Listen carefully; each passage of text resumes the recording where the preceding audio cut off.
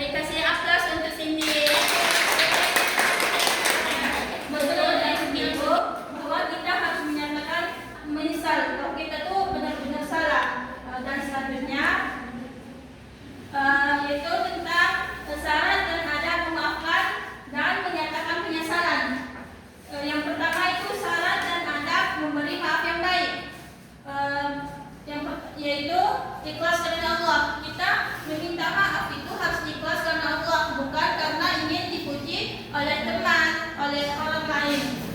Dan selanjutnya itu tidak mengungkit kesalahan yang telah dimaafkan. Jadi kita tidak boleh, baik menjadi anak, kita tidak boleh mengungkit kesalahan teman kita. Kalau kita sudah memaafkan, maka kita tidak boleh mengungkit-ungkitnya lagi. Nah, selain itu tidak menyimpan dendam. Jadi kita tidak boleh menyimpan dendam kepada teman. Kepada temannya, yang pertama itu syarat dan adab menyatakan penyesalan, yaitu mengakui kesalahan yang telah dilakukan. Kita harus mengakui kalau kita itu salah gitu. Tidak boleh kalau kita salah nanti kita menganggap diri kita itu benar, padahal kita salah.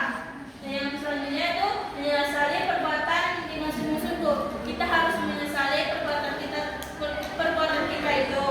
Selain itu tidak mencari kesalahan, belajar itu bertekad tidak mengulangi kesalahan tersebut.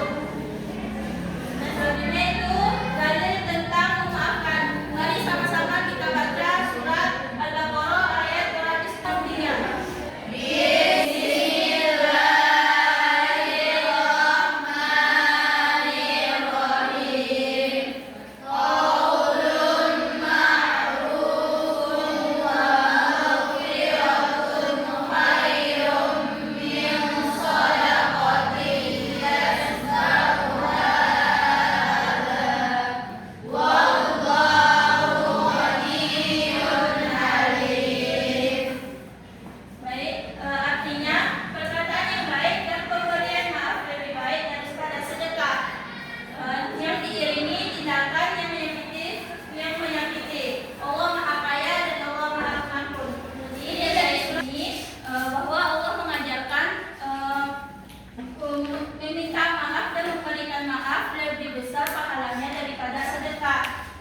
Yang disertai